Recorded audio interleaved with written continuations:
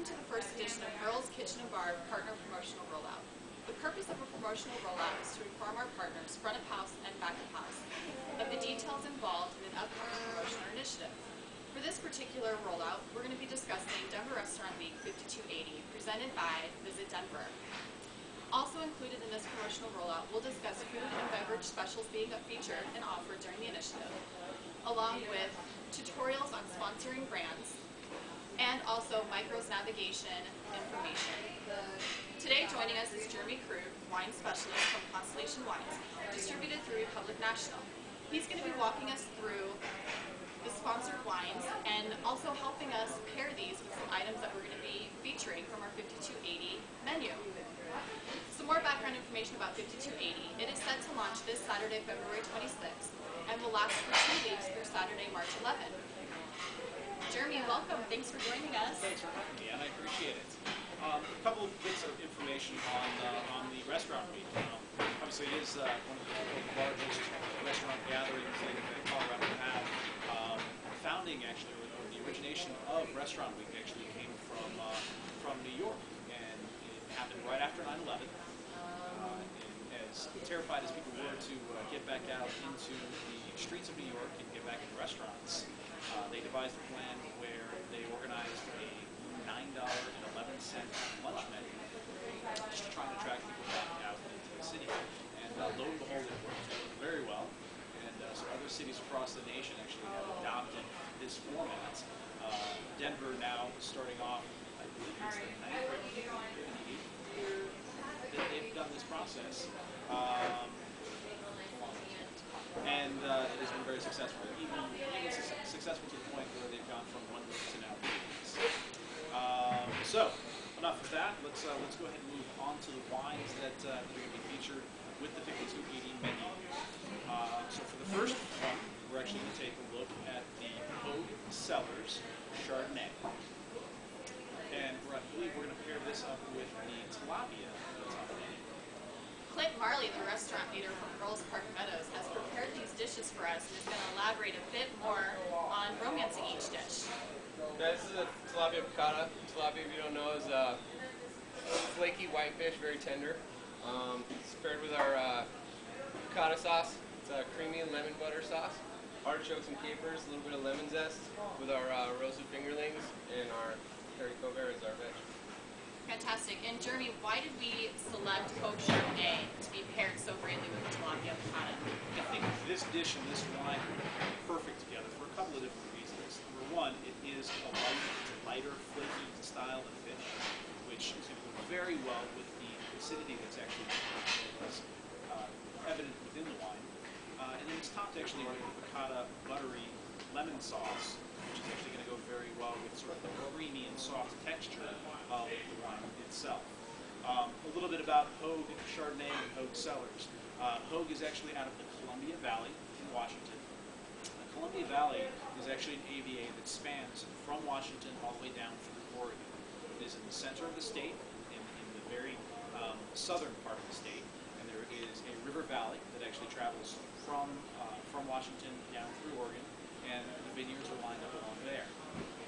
Obviously, being a Chardonnay, this is a cool climate varietal, and the climate that is prevalent in Washington is very similar to a Bordeaux-style area. In fact, it falls along the same parallel. So the wine itself is very expressive of some typical Chardonnay flavors. You get some apple, some pear. There's definitely some of the tropical fruit flavors, such as the pineapples, that are evident. But the wine itself, actually, only 60% will see in oak aging. The other 40% will actually ferment in stainless steel. And what that does is it actually layers in flavors of the bright tropical, the flavors that are actually going to come from the grapes themselves, and it'll intertwine those with soft hints of the nutmeg and the caramel, and a little bit of that creaminess that actually comes from the oak. Great. Let's go ahead and pour a glass.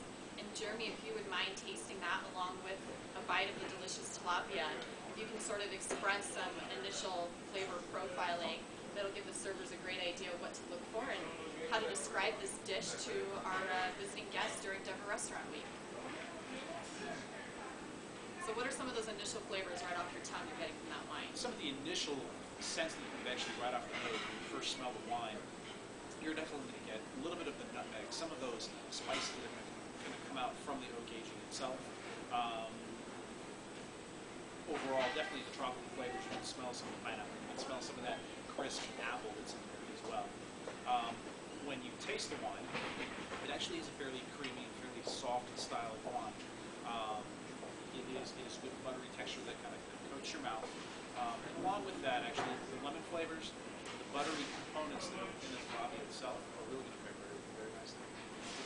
We'll take a bite. Thank you very much. So there's a brief tutorial on the poke Chardonnay. We'll now discuss the red guitar here, which we've decided to pair nicely with the bourbon mushroom 7-ounce sirloin, which again, Clint Marley will present to us.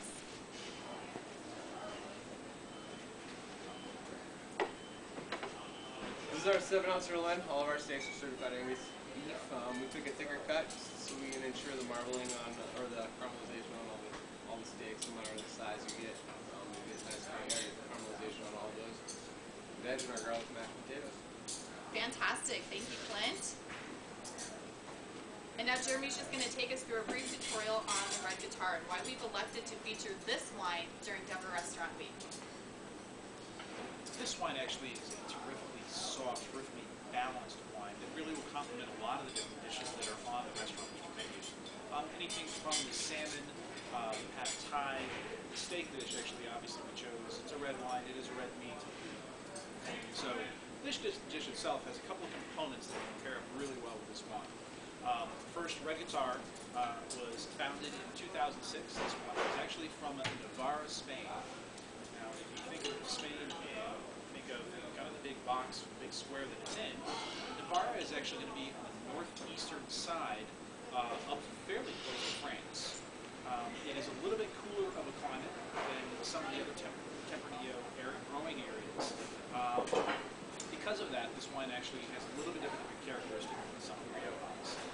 The first one that you're going to find is that it is incredibly expressive of its fruit component. There are some bright cherry nose hints that come out, and it is also a very berry-ish, lots of raspberry, a little bit of blackberry flavor that's in that.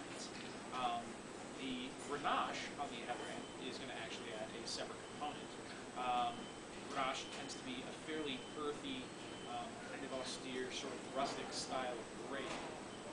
And so some of the terroir, some of the earth components that you might, that you can get out of Grenache are going to be evident within this wine as well. Notably, the two sides of this dish, I think it pairs so well with this wine. The berry flavor itself coming from the Tempranillo is actually really going to go well with the steak. And then with mushrooms and any of the sauces that we might have in this, with Grenache, it's really going to enhance the flavors of those. Fantastic. Jeremy, why don't you give the steak a taste, pair it up, and wash it down with a nice sip of the red guitar. Love to.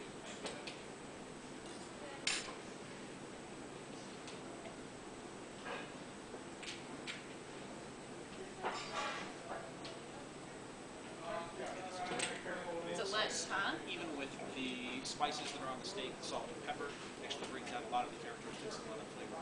So the salt itself actually just creams out the wine. It's very approachable, very palatable. Well, great. Thank you so much, Jeremy, for being here. I appreciate all your information and help in getting this put together, and hopefully you guys have learned a little bit of something on how to romance these two wines that we're going to be featuring, and then also offer to the guests a great pairing idea. So also, just to sort of end and in conclusion, this is the Denver Restaurant Week menu that we're going to be offering during the 2-week initiative. It will be promoted in our core menu on the core menu promo page, as you can see here. So we'll be offering it at $26.40 for a single person, or $52.80 for a party of 2. In addition, they can add a glass of Red Guitar or Haut Chardonnay to their entree for an additional $5.28 per glass. And in the micro system, you can find these buttons to bring in an entree. It will be in your food screen under entrees. a button that will read 5280. And for the wine, it will be under red or white as a 5280 glass for $528. And stay tuned for your pre-shifts this week, where your managers will take you through exactly how to bring in these items. And here's to a successful Denver Restaurant Week 5280 for Earls Kitchen Bar Denver. Cheers. Have a great 2 weeks, Restaurant Week.